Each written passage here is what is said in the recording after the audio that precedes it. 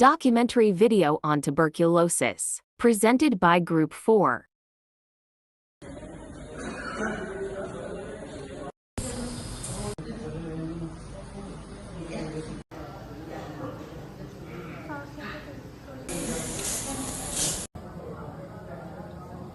तीन बजे का टाइम था सुबह का, तो उस वक्त आया तो बचाने में बैठ गया। फिर दिन चढ़ा तो फोन किया तो आके भाई ने खड़िया लैके मुड़ के आए तो मूली वाला परौंठा खा लिया। उधर सर्दी सी, इसे ठंड लगी। अब 3 साल हो गए हैं तो 3 साल कुछ बेहतरी नहीं आई? ना जितों भी दवाई नहीं कोई बेहतरी नहीं हुई।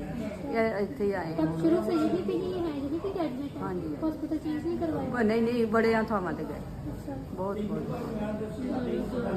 कितने आराम नहीं आया। उनकी रोजाना की खुराक क्या होती है? मेरा भाई है ना, मैं बहन है। खुराक खिलाती क्या है इनको, मतलब खाना वगैरह? बस चाय, गरम ग़िज़ा? हाँ अंडा खा ले, चाय पी ले। बोलते हैं? हाँ कोई, हाँ जी बोलते हैं? हाँ जी करते हैं गल्ला। कल दे ये इसका दिमाग ही फिर गया था। हाँ तो फिर आस्ता आस्ता सही हो गया। हाँ जी।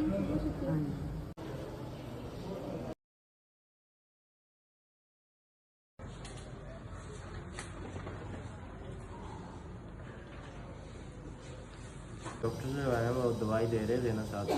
ठीक है, घर में? एडमिट की ज़रूरत नहीं पड़ी थी। अच्छा। तो अभी ज़रूरत पड़ी है, तबीयत ज़्यादा ख़राब होने की वजह से एडमिट कराना पड़ा। कितने साल हो गए हैं?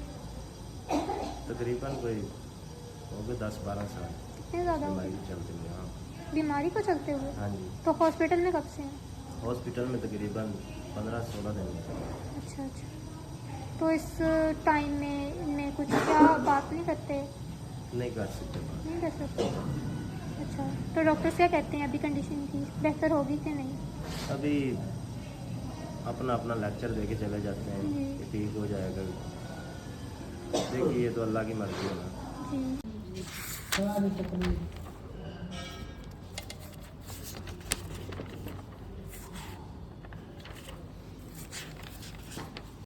Information about tuberculosis by Dr. Asad Sharif from Civil Hospital. We are from the Radiology Department of University of Faisalabad. हम यहाँ पे आपसे टीबी के बारे में डिस्कस करने आए हैं। टीबी क्या बीमारी है, इसका डायग्नोस कैसे होता है, सिम्टम्स क्या होते हैं इसके, और क्या सूटेबल ड्रग्स हैं इसमें। प्लीज़ इसके बारे में बताइए। अच्छा, मेरा नाम डॉक्टर असाद शरीफ है और मैं यहाँ पे DHQ हॉस्पिटल फैसलाबाद में पल्मोनरी डिपार्टमेंट में काम कर रहा हूँ। तो मैं आपको स्टेप बाय स्टेप सारी चीज़ बताऊँगा। सबसे पहले आपने क्या पूछा है? इंट्रो के बारे में, टीबी के बैकग्राउंड थोड़ा बताइए। हाँ, टीबी जो है बेसिकली इन द पास्ट तो ये बहुत एक तरह की डेंजरस डिजीज़ थी कि इसका कोई इलाज नहीं था। बल्कि आपने सुना होगा कि क़ायद आज़म मोहम्मद अली जिन्ना जो हैं वो भी टीबी की वजह से ही उनकी बेसिकली डेथ हुई थी। लोग अपना बताते ही नहीं थे कि हमें टीबी हो गया, तो वो इर्द गिर्द वालों को ताकि पता ना चले कि बंदा मरने वाला है, तो ख़ासतौर पे पॉलिटिशियंस वगैरह नहीं बताते थे ताकि वो सेफ साइड पे रहें।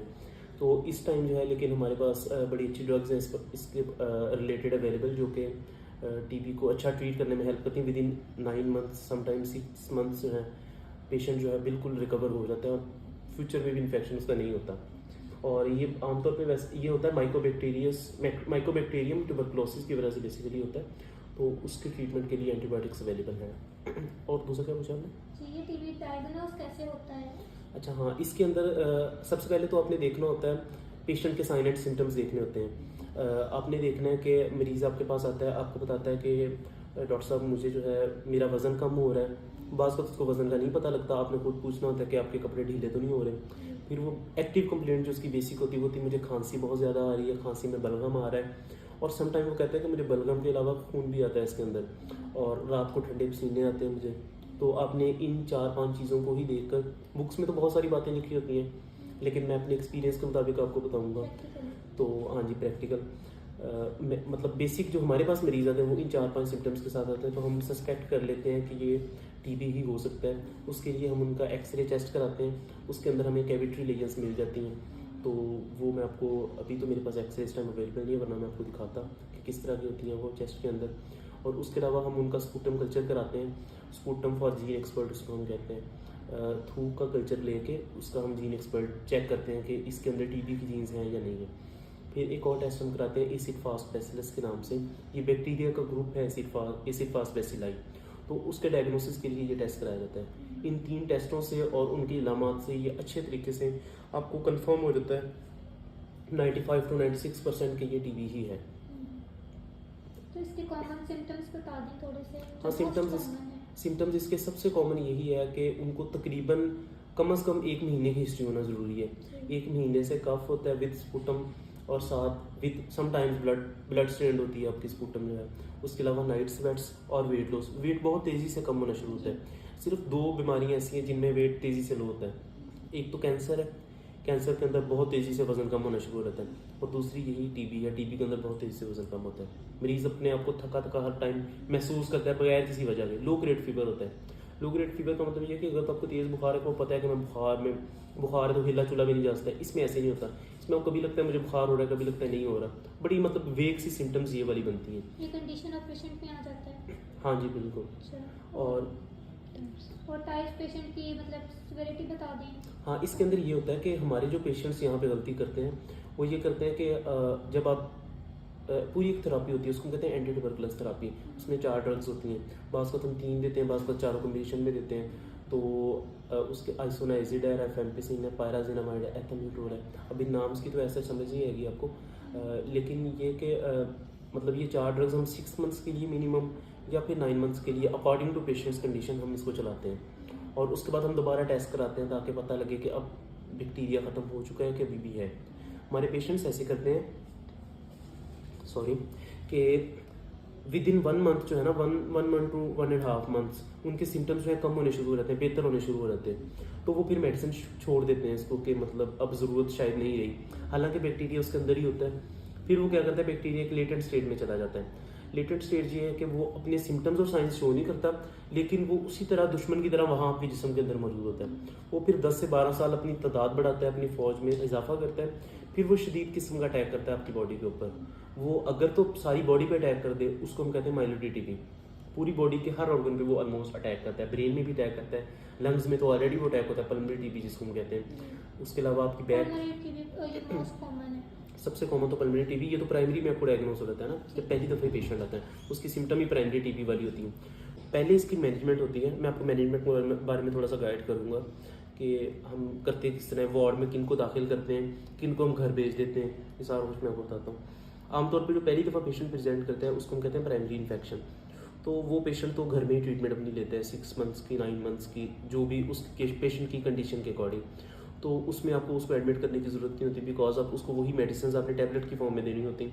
वो वर्क भी कर सकते हैं, हर काम कर सकते हैं, उसको कुछ भी मना नहीं होता। तो वो घर में अपनी मेडिसिन लेता रहता है और सारे काम करते हैं। लेकिन जो हमारे पास पेशेंट्स इनडोर में आते हैं, मतलब इन पेशेंट जो हैं वार्ड में दाखिल होते हैं, वो अक्सर कॉम्प्लिकेशंस की वजह से आते हैं।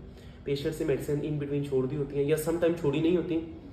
9 मंथ्स हमें लगता है ठीक हो गया, लेकिन वो दोबारा फिर कॉन्टैक्ट की इसके साथ हिस्ट्री आती है, दोबारा फिर वो अटैक कर जाता है। ऐसे भी पेशेंट प्रेजेंट कर सकता है। अच्छा, एक तो होता है सबसे कॉमन इंटेस्टाइनल परफोरेशन।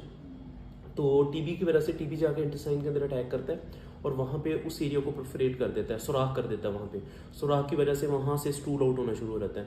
वो स्टूल आउट करके जब वो पेट के अंदर फैलना शुरू होता है स्टूल सारा, तो एक तरह की आपकी मेडिकल इमरजेंसी, सर्जिकल इमरजेंसी बन जाती है। आपको अब उसको विद इन अ डे या with in 2 days maximum treat करना पड़ता है, अदरवाइज पेशेंट की डेथ भी हो सकती है। बिकॉज पेरिटोनाइटिस के बाद अगला स्टेप तो सेप्टिक शॉक की तरफ पेशेंट जाता है। ये हम खैर सर्जरी वालों के पास भेज देते हैं, ये हम अपने पास नहीं रखते। ये पेशेंट्स सर्जरी वाले उनका फौरी ऑपरेट करके ठीक करते हैं।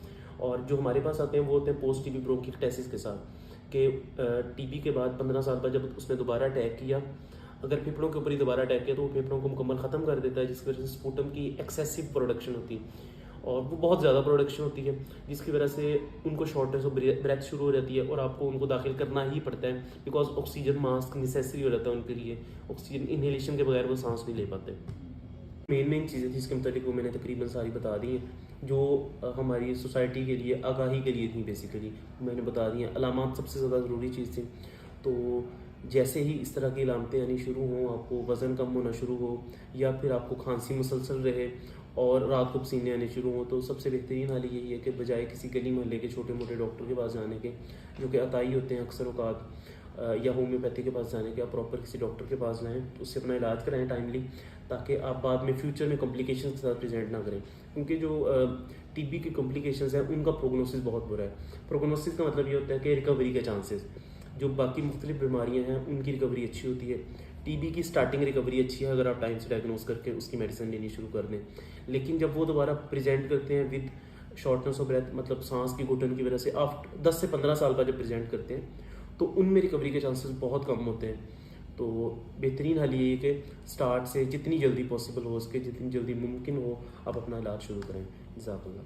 We wishes all the tuberculosis patients speedy recovery, good health, peace and strength.